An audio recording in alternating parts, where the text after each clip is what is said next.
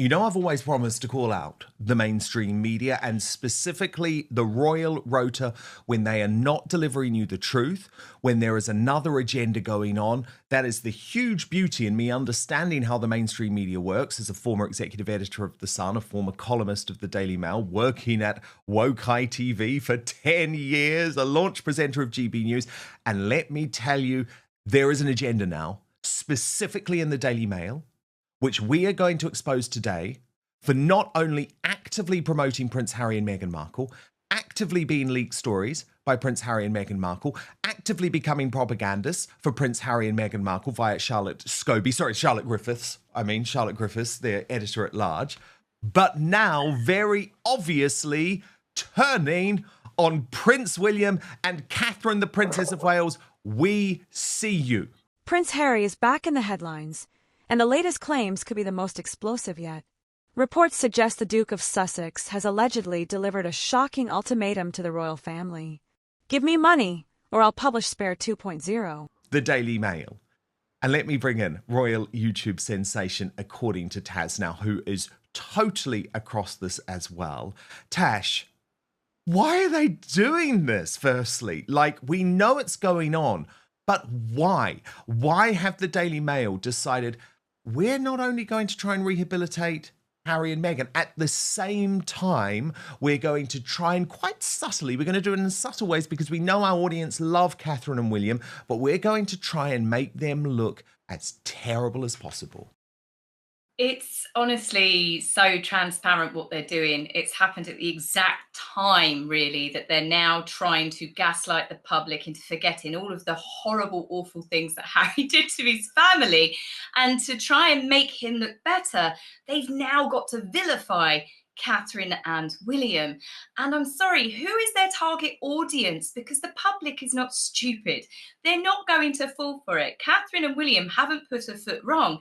Harry and Meghan have put so many feet wrong. I mean, it's been unbelievable. It's not just that they did things wrong. They've done some awful, awful, horrible things to the royal family. And to try and now make out that Catherine and William specifically, of course, that he is the villain in all this is honestly mind-blowing. As I said, who is their target audience exactly? Because I just cannot see anybody that's pro-monarchy will ever turn around and say, oh yes, Harry's definitely a victim here, nasty, mean Prince William. And the Daily Mail are definitely spearheading this new campaign. Well, they are, because of course we've proven, haven't we, how Charlotte Griffiths became the propaganda last August, led up to the big royal reconciliation. But then this week alone, Tash, we've seen the Daily Mail really go for William and Catherine over their potential choice of holiday. Then also there's a lot of people who are saying even the story about potentially moving into Fort Belvedere, their potential new home in Windsor, was very much written in a manner, Tash, where it was trying to paint them as being somehow extravagant. Like, look at the headline, Upsizing William. There was a lot of focus on the fact that this property had a pool and had a tennis court, for example. Well, can I just remind everyone, Tash, they're currently in Adelaide Cottage, which doesn't even have room for their nanny to stay. Okay, so to try and paint William and Catherine in that light, I mean, I agree with you that that's what they're doing, but it's not going to work, is it? No, of course it's not. And as you said, that's a great thing to mention. Adelaide Cottage, they've been more than happy there. Their nanny, Maria, who's been loyal and with that family since they decided to start a family, she doesn't work for them full time anymore. She nips in and nips out as of when she is needed. Catherine and William handle everything by themselves. They don't have chefs. They do not have staff. I mean, I'm sure they've probably got a cleaner that comes in and gives them a hand. But aside from that, there is nothing grand about that property when you compare it to some of the other royal residences. And it is very much all in the wording. And whilst they are saying Catherine and William are looking for a grander property, they're obviously trying to make the public angry towards them, thinking, you know, in a cost of living crisis, the last thing you want to read about is a prince and princess. Oh, which castle will I choose next? Which mansion shall I move to? It's designed to infuriate the public. And Catherine and William, even in that article, haven't said they are moving there. It's one of their considerations, if that is even true. Now, unless someone is in the room with Catherine and William, how would this reporter know exclusively what Catherine and William are thinking of doing or where they're thinking of moving to? I find this story a bit too vague, and not forgetting that they also tried the exact same storyline in 2021, I think 2022. Fort Belvedere has come up a few times since the billionaire passed away, but his family still lived there and they had a 99-year lease.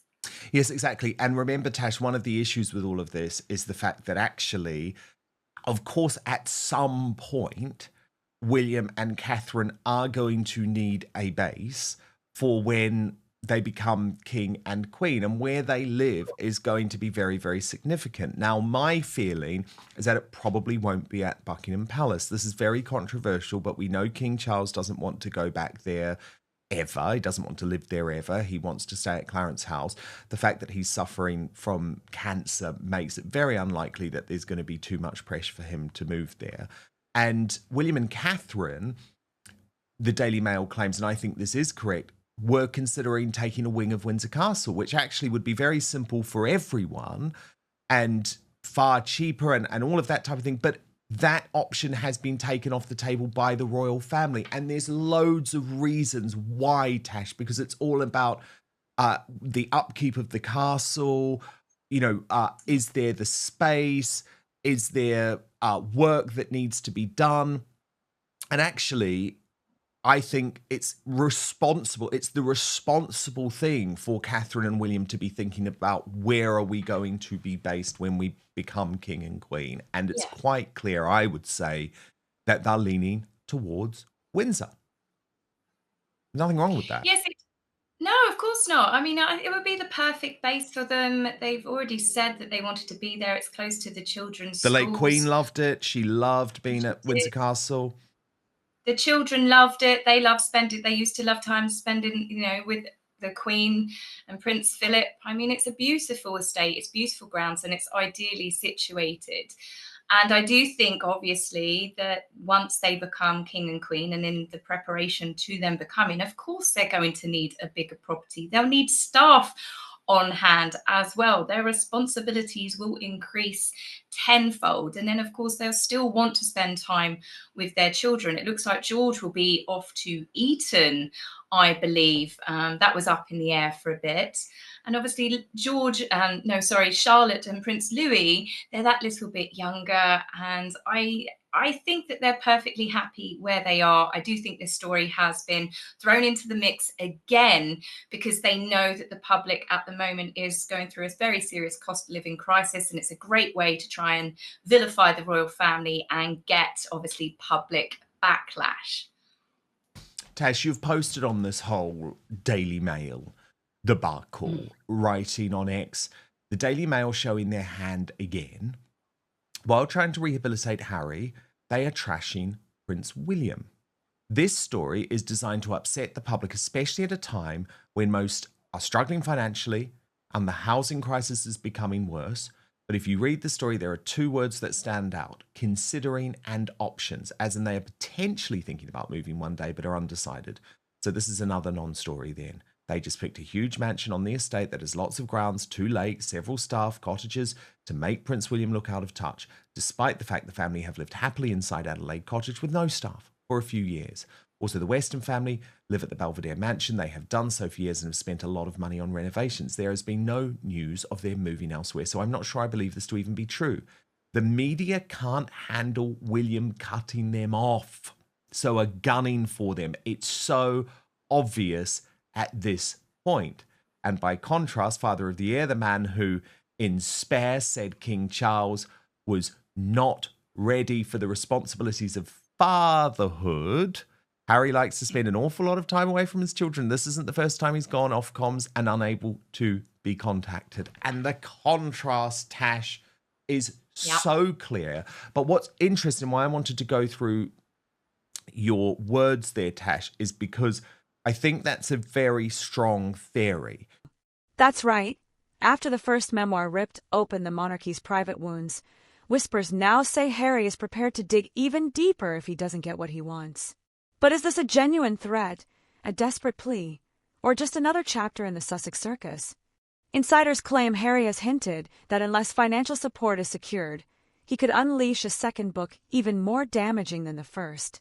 And considering the storm that Spare caused, with its allegations of family feuds, physical fights, and deep resentments, the thought of Spare 2.0 sends shockwaves through Buckingham Palace.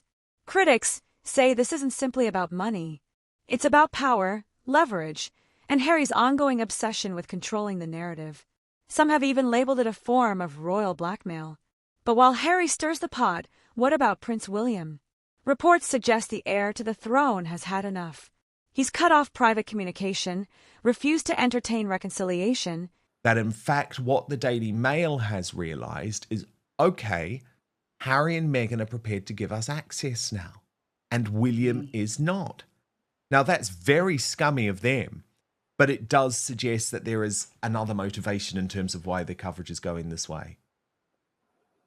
Of course, the words scummy and certain tabloids have always gone hand in hand. It's dirty tactics, really, isn't it? And I think they've only got themselves to blame. Whilst I think Prince William has always been a lot more guarded, I think after the relentless attacks on Catherine, not just when we found out that she had cancer, but even before that, they all started whipping up a frenzy and public opinion when Catherine wasn't seen for some time after recovering from a major operation. We didn't know she had cancer then, but the newspapers were talking about the fact that they had spoken to doctors and abdominal surgery and the recovery time. So they were already trying to whip up a storyline about the fact that Catherine hadn't been seen.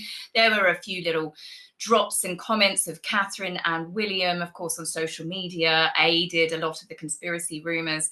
But then, obviously, with the Mother's Day photograph, they went to town on Catherine. I have never, ever seen that much scandal coming from the media all around the world, laying into Catherine over a few tiny edits to improve a photograph of the children, a zip, a button, a finger. I mean, they had crime scene analyst experts that had previously worked with the police to take apart that photograph pixel by pixel, and there were weeks of this. And then, of course, with the videos of Catherine being spotted, they ran stories talking about Christopher Boozy, saying it was all fake. And of course, it was a lot of pressure already on Catherine and William. And I can't imagine the stress it added on Catherine, thinking these people are saying all of these awful things about me.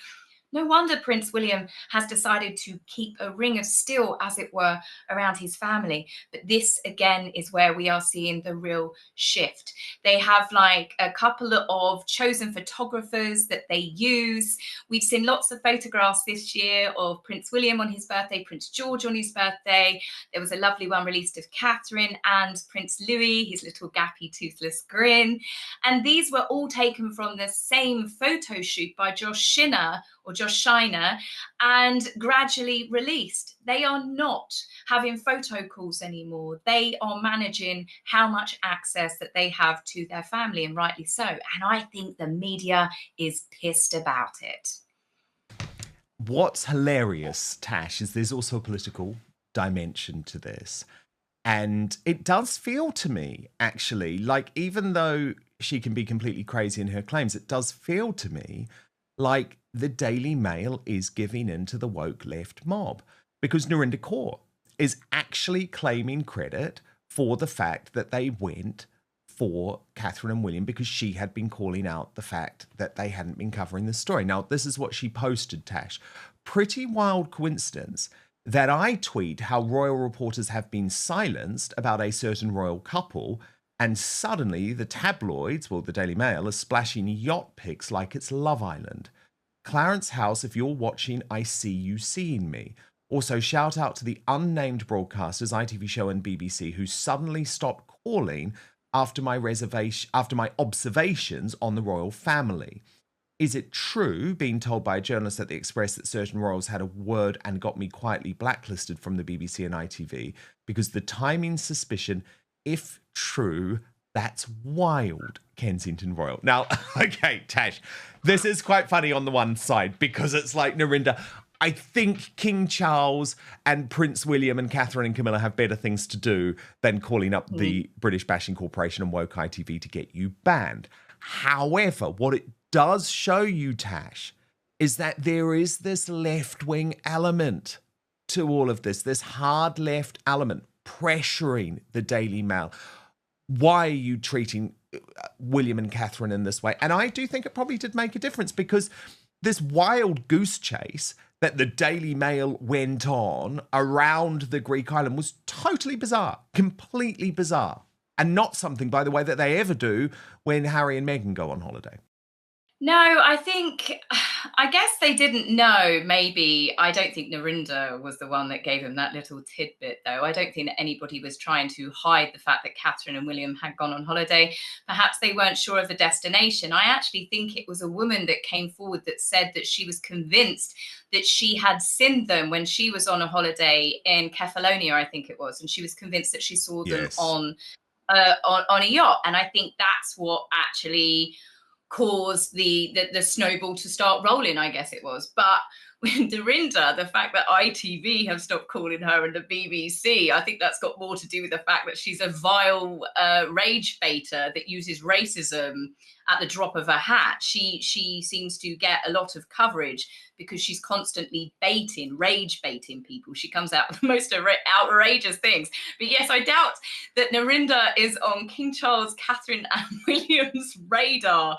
That's for certain. But yes, they have gone over and above now that they caught wind of this story, trying to make out that Catherine and William, I think some of the stories were that they had taken a freebie luxury holiday off certain royals, and they're just constantly trying to vilify this couple. It's the summer holidays. They've taken their children to Greece and they wanted some privacy, and they've gone on a yacht. I mean, it's not exactly something that the average member of the public can afford to do.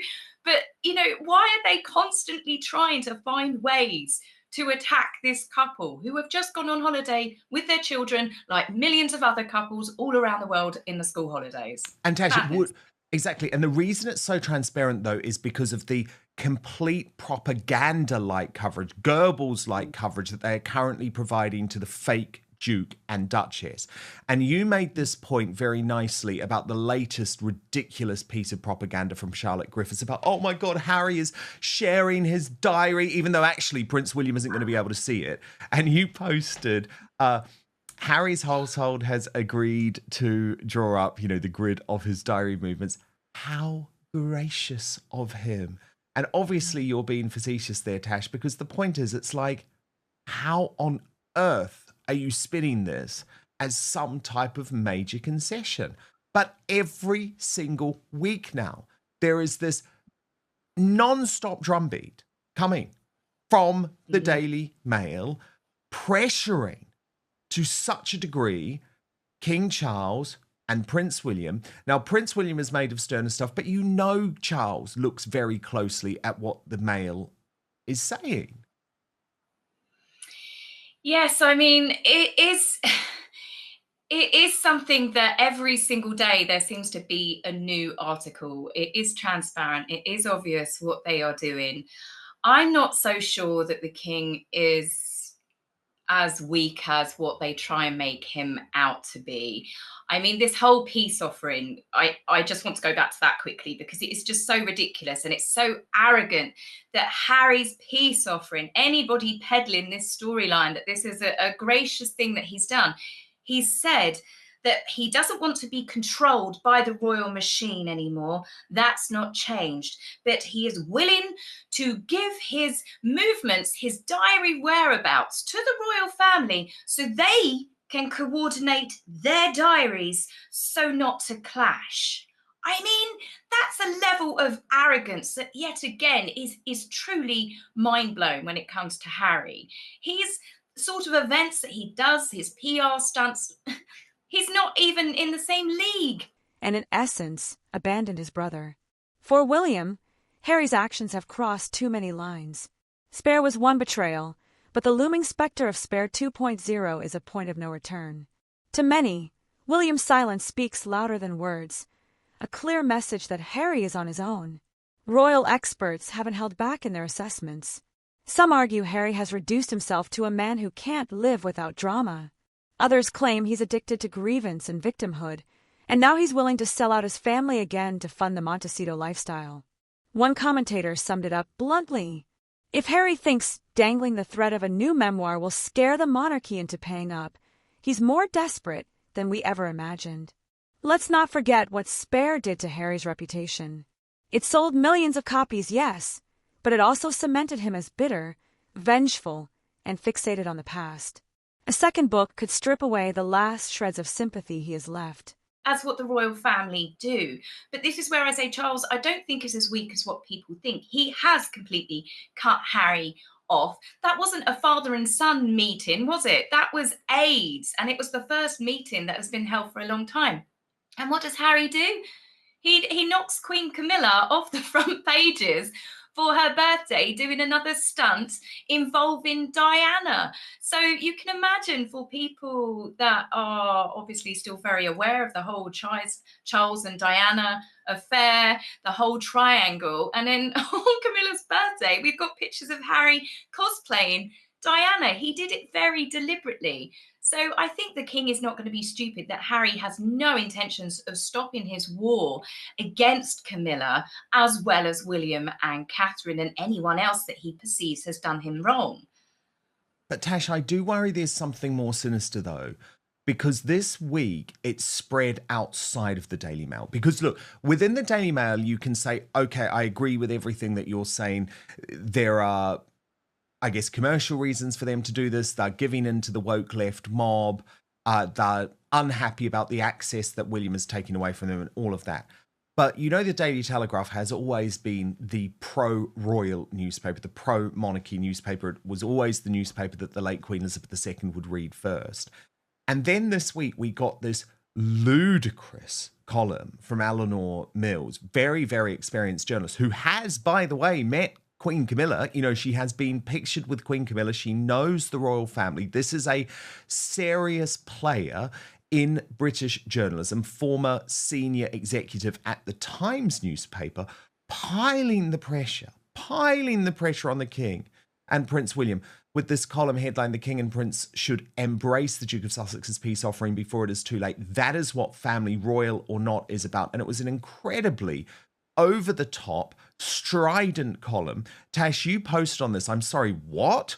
The royals should embrace Harry's peace offering? What peace offering after everything he's done?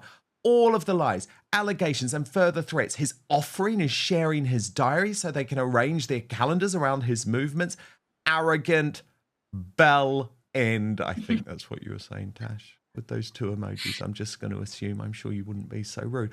But it's like, you see why I think this is more sinister, Tash, because this has spread now outside of the Daily Mail and is now in the Daily Telegraph. They're acting as if they're the Guardian.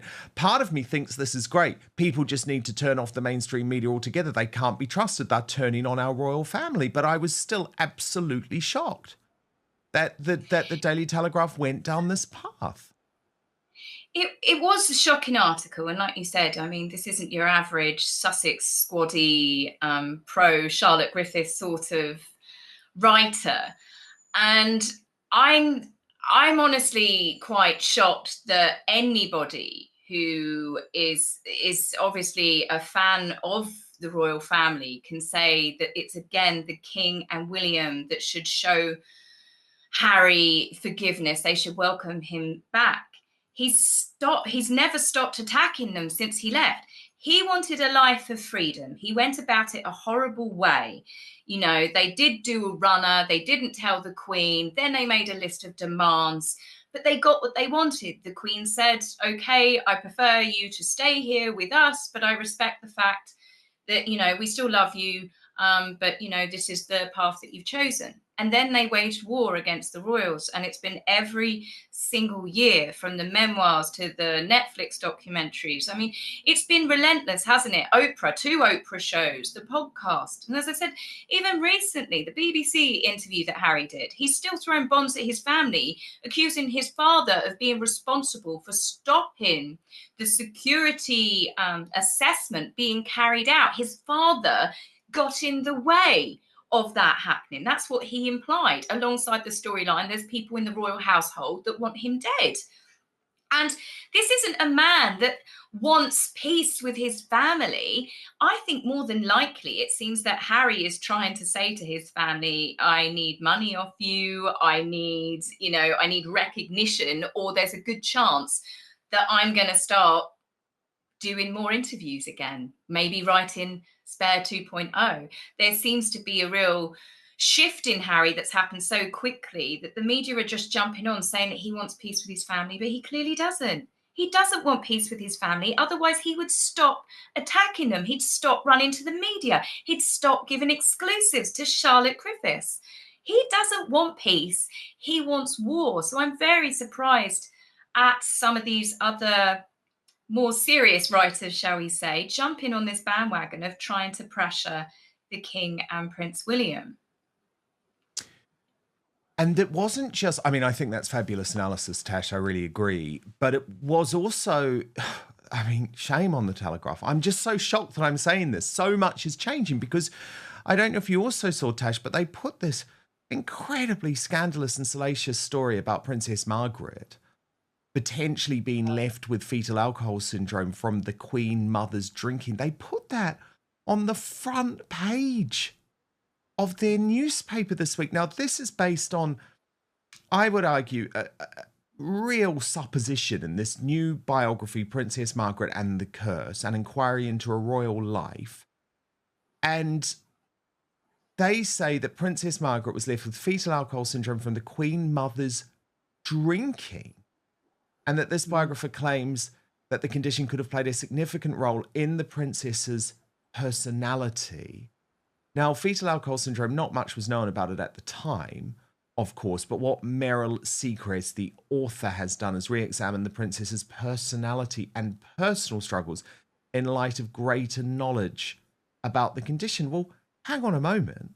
I mean, yes, the Queen Mother liked a gin, certainly liked her wine, liked her port, but if you're suggesting that Princess Margaret had fetal alcohol syndrome, then are you also not suggesting that the late Queen Elizabeth II may have also had fetal alcohol syndrome? And I think you'll agree, Tash, that the way that Princess Margaret and Queen Elizabeth II lived their life was very different, but in part by the fact that one was obviously the monarch and the other was the spare. And obviously, as we've seen with Harry, there can be pressure on the spare. But again, I just found this quite an extraordinary editorial decision by the Daily Telegraph to start trashing the Queen Mother. Can we just remember, Tash, the Queen Mother was the woman who stayed at Buckingham Palace as the Nazis bombed London so that she could look the East End in the face. And now the Daily Telegraph, the pro-royal newspaper,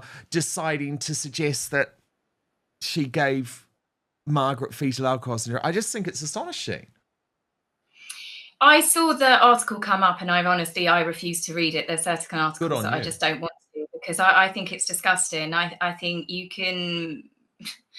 you're trashing this family yet again. But to do something, to talk about something as personal as that, I know there's always going to be authors doing these books, but like you said, for the Telegraph to be releasing that like it's fact, rather than it actually being, this is just someone that has written another book. There's plenty of books out there. You only have to go to the royal section in any big bookstore. There's an abundance of them, and it doesn't necessarily mean, much like Spare, that everything you read is true. But I thought it was quite malicious, really. As I said, I refused to read it. But I do wonder, and this is just me, that we're under a new government, and it would seem that they, not necessarily, I would say, pro-monarchy. And we're seeing at a time when we're also seeing a lot of the newspapers switching. Like you said, the Telegraph is one that has always been fairly pro-monarchy, and to see these relentless attacks on Catherine and William, we saw ones about the King, it was to do with the Gardeners, and then of course this now go for Margaret and the Queen Mother, which is absolutely diabolical, really, because they can't defend themselves. There's nobody around that's alive anymore to say whether this is true, but there has been a real shift in politics, and there has been a real shift with seeing this. I think it is reflecting now on the attacks that we are seeing against the royal family and certain media outlets joining in. And here's the real risk. The royal family may choose to ignore him altogether, leaving Harry with a memoir that doesn't shock but instead exposes his own bitterness and isolation. Instead of damaging the monarchy, he may only destroy himself. This isn't just a family feud anymore. It's a high-stakes game of reputation, loyalty, and legacy. If Harry truly believes Spare 2.0 is his trump card, he may be playing a hand that alienates him from his family forever while further exhausting the public.